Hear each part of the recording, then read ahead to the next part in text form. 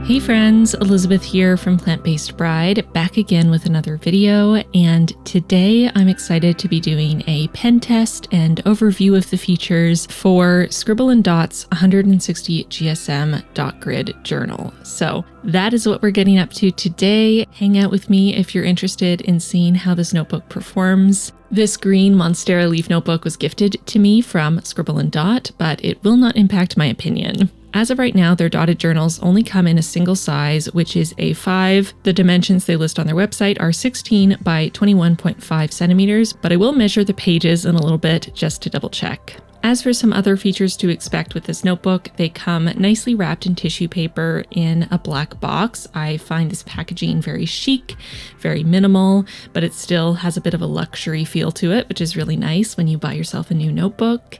These notebooks have a vegan, velvety textured cover in different colors with different designs on the front. An interesting thing to note about the hardcover is that while it is quite rigid, the cover itself is almost squishy feeling, which is a really interesting sensation. I must say, I kind of like it. It feels like the cover's slightly padded. That's something unique that I haven't felt before in a cover of a notebook. So the paper is 160 GSM, which refers to the weight of the paper or how thick it is. And there are also 160 pages in this notebook. And the journals open to lie completely flat. The notebooks have pen loops and elastic closures that match the color of the cover, which is really nice, as well as your standard back expandable pocket. So let's open the notebook and see what's inside. When you first open the notebook, you'll see the Contact Me page, which is pretty standard in most notebooks. This one has a space to write your name and the date started, written in a pretty light gray, very minimalist font. When you flip the page, you have a key on the left side with space for bullet code and color code, and then the start of your index on the right side, and then another 2 pages for the index before you get into the standard dot grid pages. I personally prefer when notebooks don't have designated pages for things like keys or indexes or future logs or anything. I like to be able to set up all of my own spreads the way I want, but I know a lot of people prefer the convenience of spreads that are pre-set up, so obviously take that into account if you're looking into these notebooks. As for the standard dot grid pages, I will say that the dots themselves are some of the lightest dots I've ever seen in a notebook. These are incredibly light gray, which will be a really big plus for some of you and maybe a con for others. The page numbers are actually a darker gray, which I found interesting, and are quite a large font. I think I would have loved if the numbers were the same super light gray and maybe a little bit smaller so they wouldn't be so prominent on the page. But again, that is a personal preference. I know for some people, they just want their pages to be numbered and they're happy with that. It might be more legible with the larger numbers and you might prefer that darker gray. So again, of course, with all of these videos, what you're looking for in a notebook is going to be unique to you and how you use your notebook. So while these are my opinions, you may have the completely opposite opinion, and that's awesome. As long as we can all find notebooks that work for us, I am happy. The notebook also has 2 ribbon bookmarks, which I love. The more bookmarks, the better. And I like that the bookmarks are different colors, one in green that matches the notebook cover and one in a neutral gray. These journals are bound by hand, and you'll see the red and white binding at the top and bottom. This isn't my favorite. I do wish that the binding was a little more neutral because I found that the red with the green kind of gave off a Christmassy vibe for this notebook, which wasn't my favorite, but this may not bother you.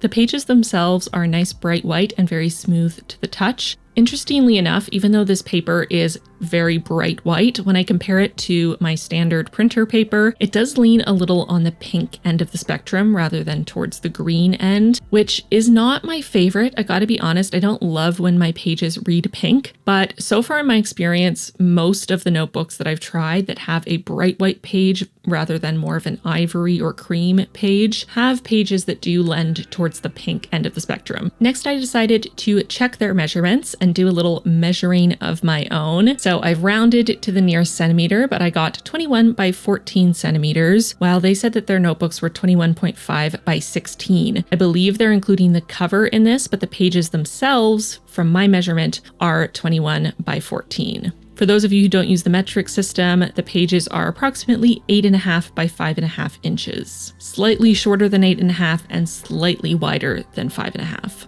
I double checked the dot grid and those measured exactly 5 millimeters. Now that I've walked you through the basic features of the Scribble Dot notebook and given some of my thoughts and opinions so far, I wanted to do a pen test with some of the supplies that I have lying around my studio. One thing I want to mention as I get started here is that for some reason, the pen test pages don't have a dot grid. And I really dislike this. It's kind of funny how strong my visceral negative reaction was when I turned the page and realized that the pen test pages were just completely blank with no dot grid.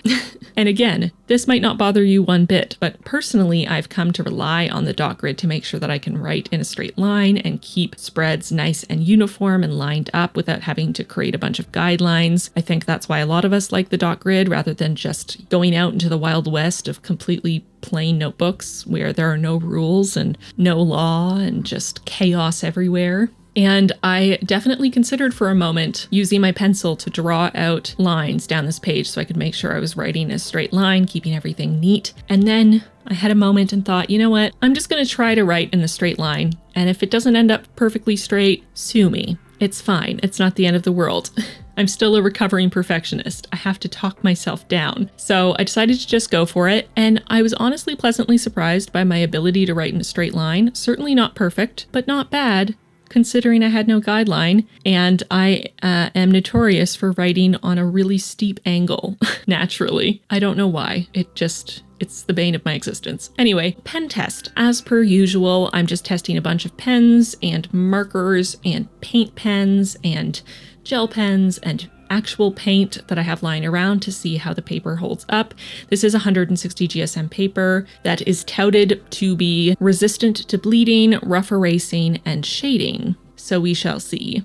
I'm going into this expecting it to perform on a similar level to Archer and Olive and Notebook Therapy, which both have 160 GSM paper. They're both notebooks that I've used multiple times for my own personal bullet journal, and I'm satisfied with their paper quality. So that's what I'm expecting going into this. The paper feels quite dry. It doesn't feel like it's coated. And for that reason, I had possibly the least smudging I have ever had on notebook paper in my entire life. And if y'all know me, you know I hate smudging with a burning passion. So the fact that I got almost no smudging whatsoever, even on a 1-second smudge test with a gel pen, it's honestly shocking in the best way. So if you hate smudging as much as me, this may be the best notebook for you. I also did a little test with white pens, as I always do, to see what matches the paper best. And the Uni Posca paint pen blended into the page so well that I could barely see it in person while I was looking at it. So that's your answer. That's the best match. The white Archer and Olive Acrylograph and the white Uniball Signo gel pen, which are two of my other go-tos,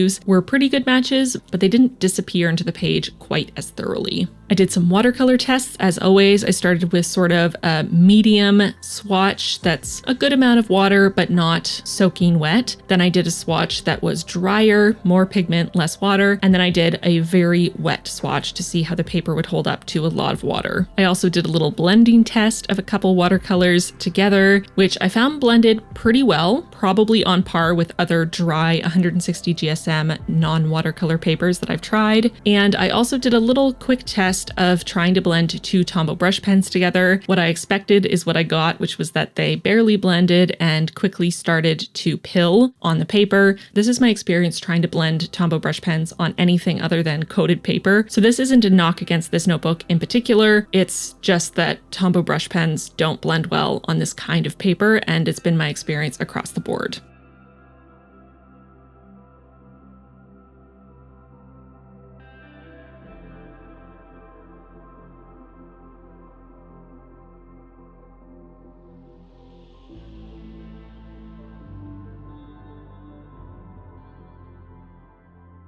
So now that everything's dry, let's flip the page and see our results. So the Sharpie permanent marker and the Copic sketch marker, both of which are alcohol-based markers, bled through the paper. This is not surprising. Alcohol-based pens and markers are not well suited to this kind of paper, but I like to test it just to show you what true bleeding through the paper looks like. You'll also see that where I tried to blend the two Tombows together bled through the paper, so that's something to keep in mind. The only other bleeding I see is from my wettest watercolor swatch. We do have a couple spots of bleeding where it was wettest, and I haven't noticed bleed through even with a very wet brush in some of my other 160 GSM notebooks personally. But as I always say, I wouldn't recommend loading up your brush with a bunch of water on this kind of paper. It's not watercolor paper. It's not made for that. You can still watercolor on this paper, but as always, keep in mind how much water you're using and err on the side of caution of a drier brush rather than a wetter brush if you want to avoid the chance of bleeding.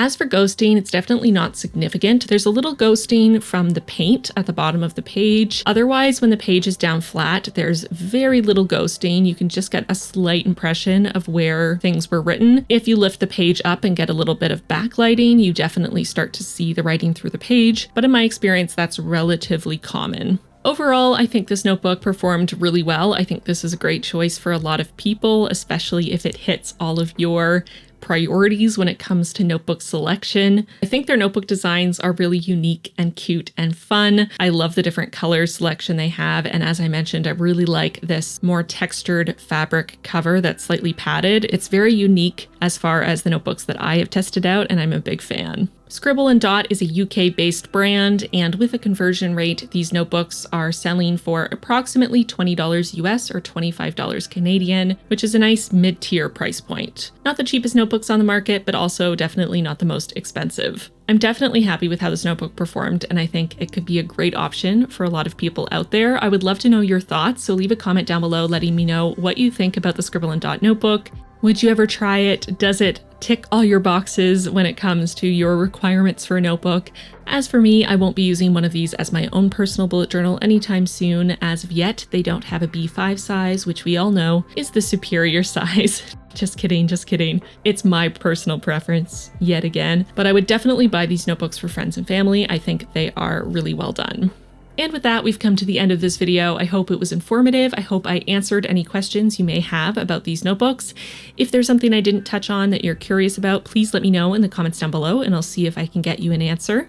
Before I go, I want to take a moment to thank my patrons for their support. Extra special thanks to our newest patrons, Jesse, William, Loren, Dawn, Amelia, Jessica, Suzanne, Elizabeth, Kate, Franca, and Yvonne. Welcome all of you to the squad. We are so excited to have you. If you at home want to join the squad, feel free. There's a link in the card and in the description box down below. And with that, I'm going to get going. Thank you so much for watching this video, and I'll see you really soon in my next one. Bye, friends.